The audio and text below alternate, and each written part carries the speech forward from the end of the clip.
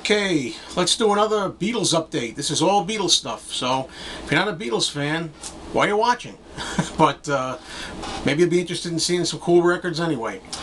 Alright, gonna start with this, which I didn't have yet in my collection. This is something I would have thought that I would have gotten a long time ago, but I was waiting for just the right copy. It's the VJ record, Hear the Beatles Tell All, an interview record. Personally, I think this is better than the Beatles story that Capitol Records released. So if you're only going to have one to listen to, I say this is better. Now, I believe this was reissued as bootlegs. And I doubt very much that this is an original in any way. Could be, but I don't think so. Haven't really looked for the information, on various websites, if there is any, about how to tell if it's a fake or an original. But there's the VJ label.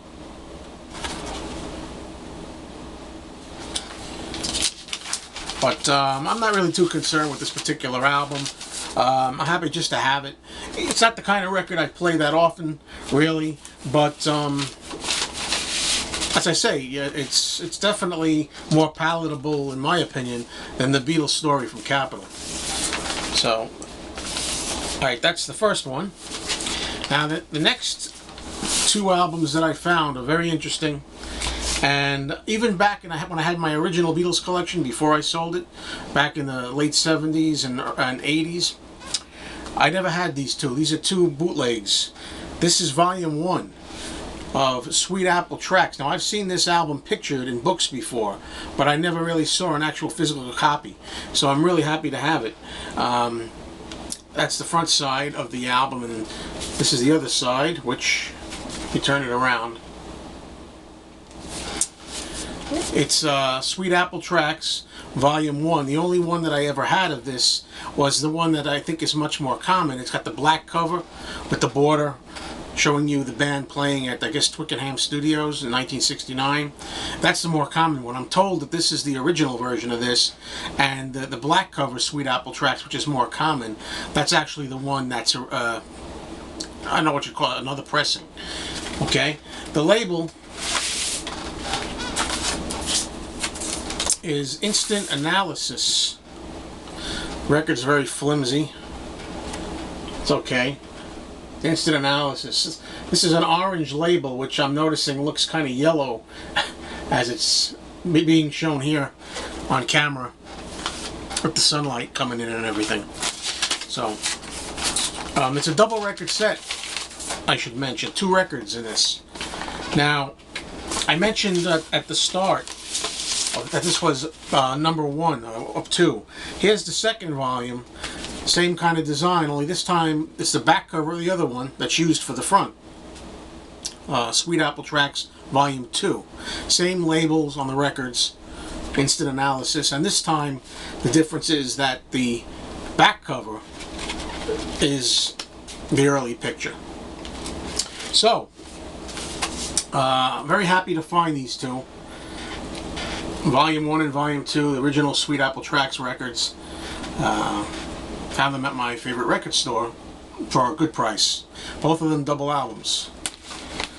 Okay, also, I'm still not exactly in this position yet where I have money just to blow.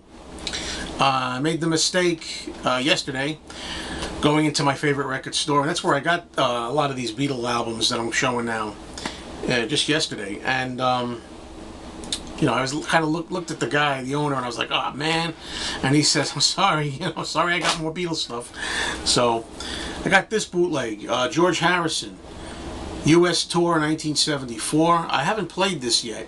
I don't expect much out of it. The recordings from George's what's known as the Dark Horse Tour, spelled H-O-A-R-S-E, Dark Horse. From 74. Really, most of the recordings aren't very good, so I'm curious how this is going to sound.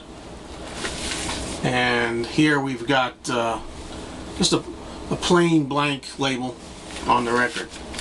This is the old kind of bootlegs they used to do, where you have a piece of mimeographed paper taped to the jacket, plain white jacket.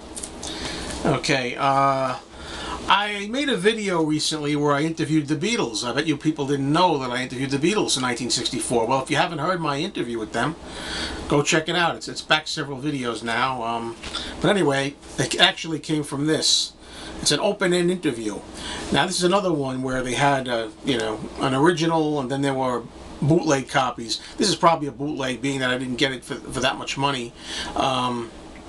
Actually, what you get to do is you get to interview the Beatles. This was an open-end interview where you had all these questions being asked of the Beatles, and there's spaces in between their answers where you can play disc jockey. They used to give them the radio stations, and the DJs would pretend they were interviewing the Beatles live in the studio. They would ask questions and then have the record play, and then they would answer in all the right spots. What you got is this. On the back of this, there's a whole bunch of questions here where you can play DJ and ask the Beatles all kinds of questions. And if you time it just right, perfectly enough, you got to do it a few times to get it perfect, you'll wind up getting all kinds of answers right in the spots to the questions you're asking. So that's a pretty cool thing to have. You can have some fun with it. It plays at 33 1/3. Here's the record. One side has the open-end interview on it, and the other side has This Boy and It Won't Be Long, sampled off the new album, then Meet the Beatles, 1964. So the reason sometimes now I'm spending a little extra time holding items up to the lens, and I'll tell you why.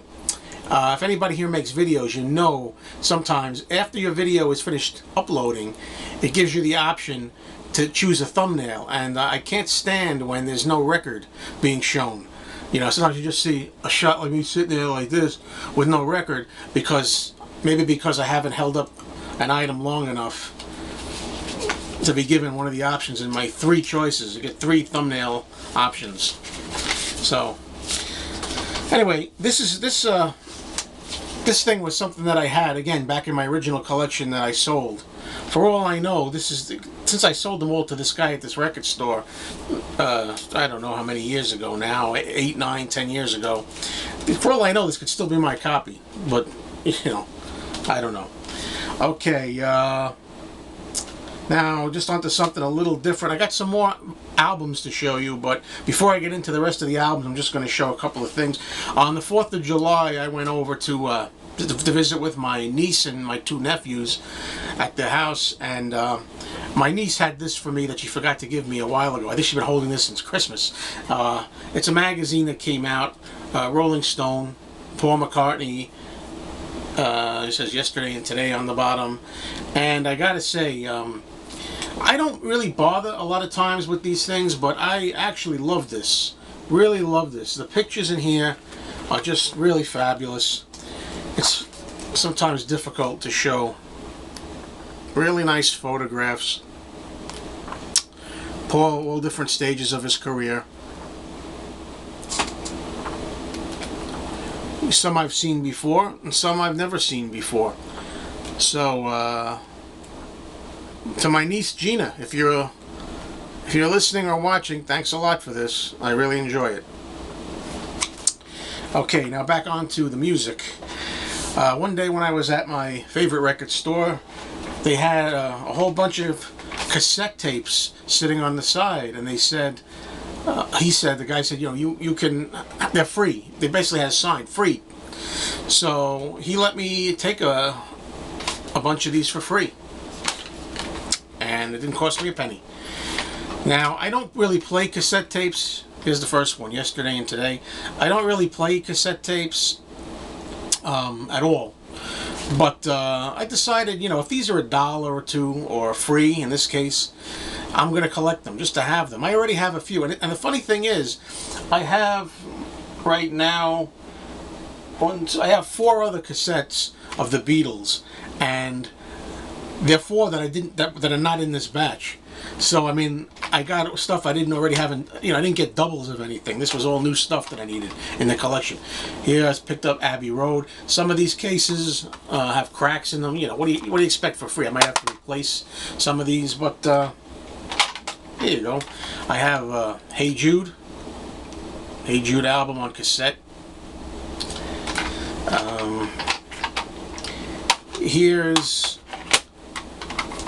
Rock and Roll Music Volume 1, which I didn't even realize was on a cassette, but there it is. So, I got 2 John Lennon cassettes. This one, Mind Games. And the last one, Rock and Roll. Alright.